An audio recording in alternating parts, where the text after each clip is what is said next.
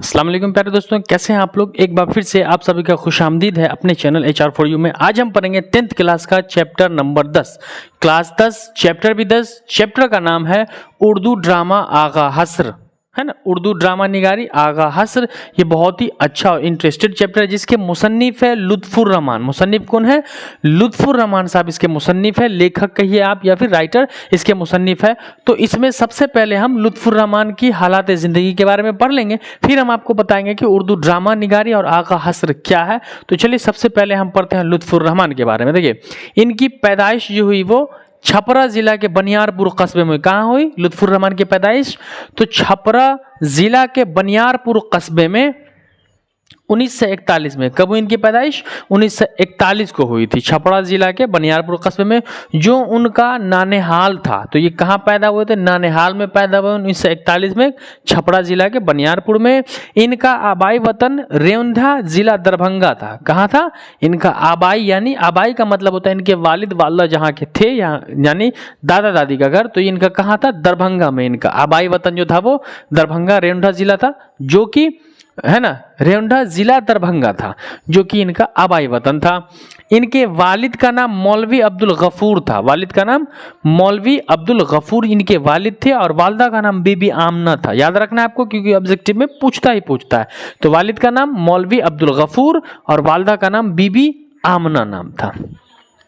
ये बचपन से ज़हीन थे और पढ़ने लिखने का शौक बहुत था। ये पढ़ाई लिखाई में ज़्यादा तवज्जो देते थे, ज़हीन थे। तो हुआ यूं कि उन्होंने डबल MA किया। क्या किया? डबल MA, यानी 2 सब्जेक्ट में MA किया, फिर PhD भी किया और MA भी, है ना। तो डबल MA किया, PhD किया और MA में गोल्ड मेडल हासिल किया, है ना। यानी MA करने के बाद PhD किया, और PhD जो किया और MA में गोल्ड मेडल हासिल किया उन्होंने। गोल्ड मेडल का मतलब समझते हैं अपने, यूनिवर्सिटी में एक अच्छा ओहदा प्राप्त किया, यूनिवर्सिटी में टॉप आए तो इन्हें गोल्ड मेडल भी दिया गया। फिर कह रहा है इनकी तदरीसी खिदमात का आगाज़, यानी अपनी ज़िंदगी का आगाज़ जो किया वो भागलपुर यूनिवर्सिटी से। कहाँ से?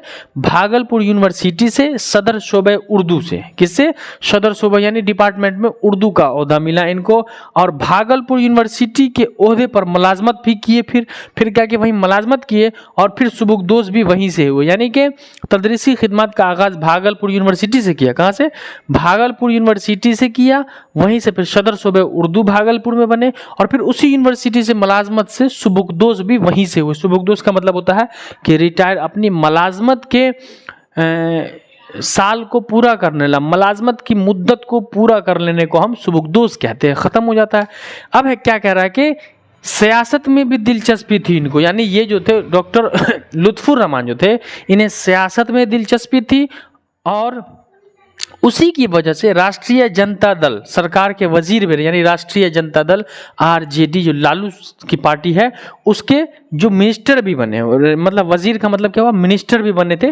तो इन्हें सियासत से भी दिलचस्पी थी, जिसकी वजह से वो राष्ट्रीय जनता दल, ये पार्टी का नाम आप याद रखिएगा कि कौन सा, राष्ट्रीय जनता दल के ये वजीर बने थे।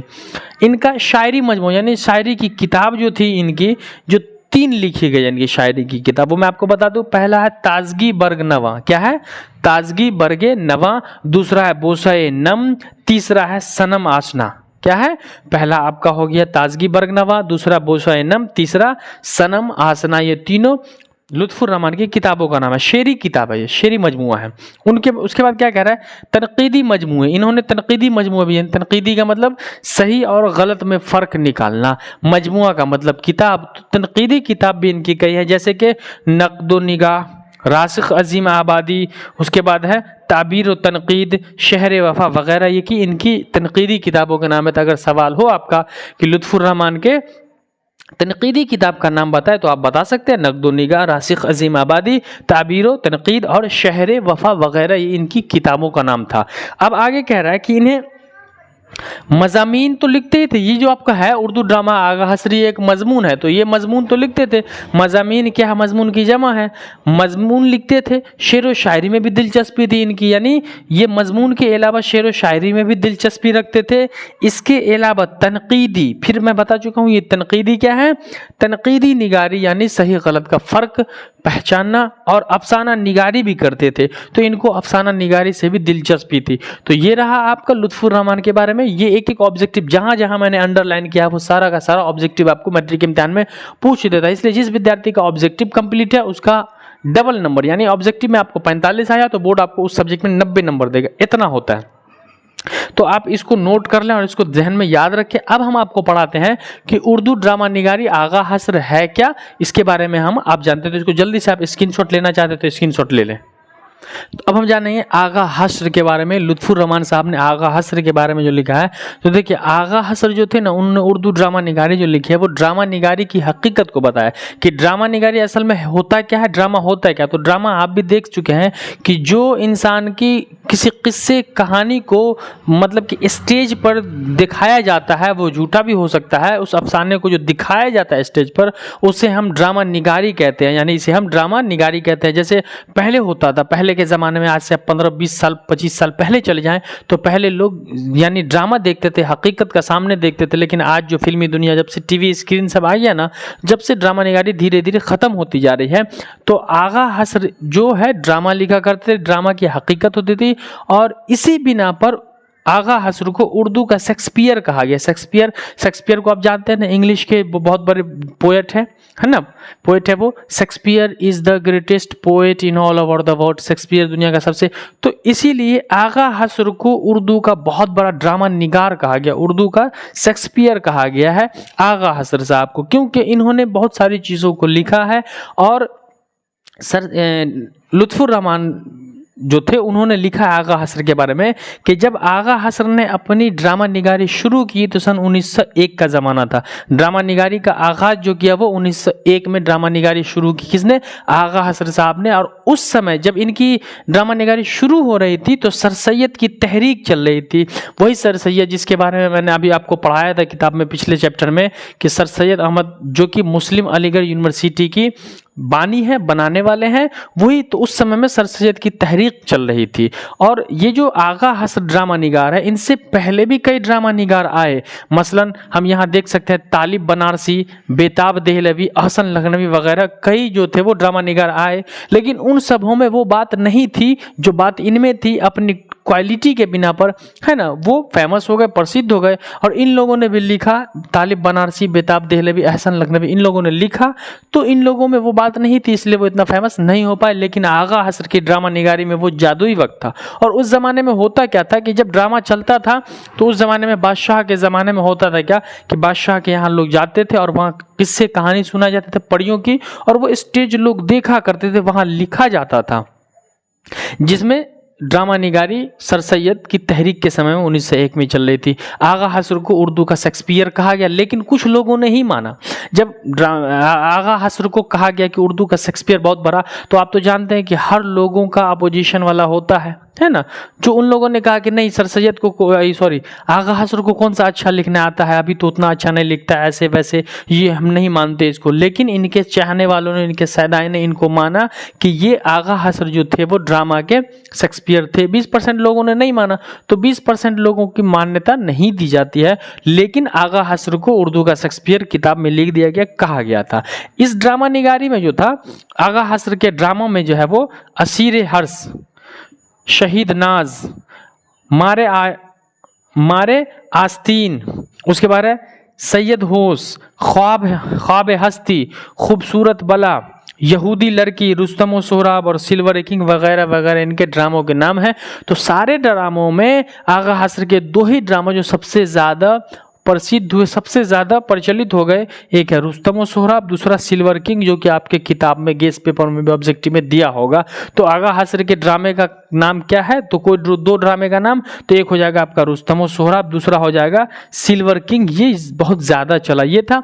तो इसी में आगा हस्र की ड्रामा निगारी को, आगा हस्र के बारे में लुत्फुर रहमान ने लिखा है कि उर्दू ड्रामा निगारी आगा हसर, यानी आगा हसर ने ड्रामा निगारी को बहुत फ़रोग़ दिया और जब से ड्रामा निगारी जो थी वो वजूद में आ गई। लेकिन आज तो वक्त ऐसे आ गए कि ड्रामा कोई देखता ही नहीं है, ड्रामा से किसी को कोई मतलब नहीं। ड्रामा होता क्या है?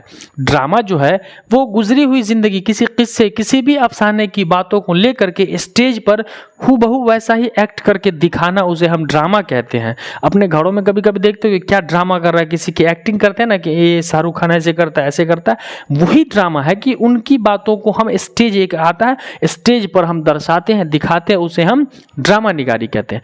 तो ये चैप्टर आपका क्लियर हो गया, कोई बड़ी बात नहीं थी, मैंने क्लियर कर दिया। अब इसका कुछ क्वेश्चन आंसर है वो मैं आपका क्लियर कर दूं। तो क्वेश्चन आंसर में कह रहा है कि लुत्फुर रहमान की पैदाइश कब और कहाँ हुई? तो लुत्फुर रहमान की पैदाइश जो हुई थी बनियापुर छपरा में हुआ था, है ना? कहाँ हुआ था? बनियारपुर में हुआ था। कब हुआ था? 1941 में। कहाँ हुए थे? नानेहाल में पैदा हुए थे। ये भी आपको बता दिया गया। लुत्फुर रहमान किस पार्टी के वजीर एमएलए रहे? तो वो भी आपको मैंने लिख दिया था कि लुत्फुर रहमान वजीर जो थे वो आरजेडी, राष्ट्रीय जनता दल के वजीर और एमएलए रहे थे, मेंबर ऑफ लेजिस्लेटिव असेंबली रहे थे। अगला सवाल है लुत्फुर रहमान के किसी दो किताबों के नाम बताइए। तो लुत्फुर रहमान के किसी दो किताबों का नाम, वो शेरी मजमू हो या कुछ भी हो, मैंने एक लाइन से लिख दिया था, वो अब आपको याद होना चाहिए, उसको आप लिख लोगे, है ना? लुत्फुर रहमान की दो किताबों का नाम। उसके बाद कह रहा है कि आगा हसर के किसी एक ड्रामे का नाम बताइए। तो आगा हसर के ड्रामे का नाम है, तो ड्रामा आपके सामने है, यहाँ देख लोगे। आगा हसर के ड्रामा का नाम है सिल्वर किंग या रुस्तम और सोहराब, खूबसूरत लड़की, कुछ भी लिख दोगे। अब कह रहा है कि ड्रामा की तकमील का लाजमी आंसर क्या है, यानी ड्रामा को पूरा करने का लाजमी आंसर क्या है? तो ड्रामा की तकमील का लाजमी आंसर जो था वो स्टेज होता है। स्टेज के बिना हम किसी भी ड्रामे को पूरा नहीं कर सकते। ड्रामा का मतलब है कि बिना स्टेज के हम नहीं दिखा सकते ड्रामा को। ड्रामा के लिए खाली जगह होना चाहिए, उसको स्टेज बनाया जाएगा और उस पर लोग दर्शाएगा, उस पर दिखाएगा। तो ड्रामा की तकमील का लाजमी आंसर स्टेज है। उसके बाद मुख्तसर सवाल आता है कि लुत्फुर रहमान की ज़िंदगी के बारे में 5 जुमला लिखिए। तो मैंने लिख दिया था लुत्फुर रहमान यहाँ पैदा हुए थे, यहाँ तक पढ़े थे, उनके वालिद वालदा का नाम ये था, किन किन चीज़ों से दिलचस्पी थी। तो ये आपको ज़्यादा से ज़्यादा 4 लाइन में लिखना है, 4 लाइन में लिख दीजिएगा आप लुत्फुर रहमान के बारे में। मजमून निगारी मुख्तसर बयान करें। मजमून क्या होता है? तो मैंने आप बता दें इससे मजमून क्या कि किसी खास मौजू पर किसी चीज़ों को लिखना, हम इससे यानी मजमून निगारी कहते हैं। तो मजमून भी आपको समझ में आया। मजमून क्या? किसी खास मौजू पर लिखना, उसे हम इससे जिसे इंग्लिश में कहते हैं। तनकीद के बारे में बताइए। तनकीद के बारे में बता चुका आपको कि सही और गलत में फ़र्क वाज़े करना तनकीद कहलाता है, आप लिख लोगे। उसके बाद ड्रामा की मुख्तसर तारीफ। तो ड्रामा के बारे में लिख देंगे आगा हसर को लेकर के कि ड्रामा निगारी स्टेज की जाती है। ड्रामा निगारी ये बहुत, इससे पहले भी कई ड्रामा निगार थे, यार तालिब बनारसी, बेताब देहलवी, हसन, ये सब हैं। उसके बाद कह रहे आगा हसर कश्मीरी के ड्रामा निगारी पर 5 जुमला लिखिए। तो उसमें भी आप लिख लोगे कि आगा हसर की ड्रामा निगारी, ऐसे आप लिख लोगे। तो ये आपका आगा हसर कश्मीरी की ड्रामा निगारी पर 5 जुमला लिखे। तो ये आपका पूरा का पूरा सवाल क्लियर हो चुका है। तवील सवालात भी है। लुत्फुर रहमान के तनकीदी निगार पर एक मजमून लिख सकते हैं आप। तो ये चैप्टर आपका पूरा का पूरा कंप्लीट हो चुका है। ऐसे ही आप लोगों का प्यार बना रहे तो हमें पढ़ाने में बहुत मज़ा आएगा। हमें उम्मीद है कि आप लोग अच्छे से पढ़ रहे हैं, अपनी तैयारी भी कर रहे हैं और आप लोगों का एक्साइटमेंट अच्छा है, मुझे अच्छा लगता है पढ़ाने में। आप लोग हमारे वीडियो को लाइक करते हैं, शेयर करते हैं और नए होते हैं तो आप लोग सब्सक्राइब भी कर लेते हैं। बहुत अच्छा लगता है आप लोगों को पढ़ाने में, अंदर से एक जोश आता है कि नहीं मेरे बच्चे पढ़ने वाले हैं। तो ऐसे ही आप अपना प्यार लुटाते रहें और सपोर्ट करते रहे अपने हसन सर को। तो दीजिए इजाज़त, मिलते हैं अगले क्लास में। तब तक के लिए जय हिंद, खुदा हाफिज़।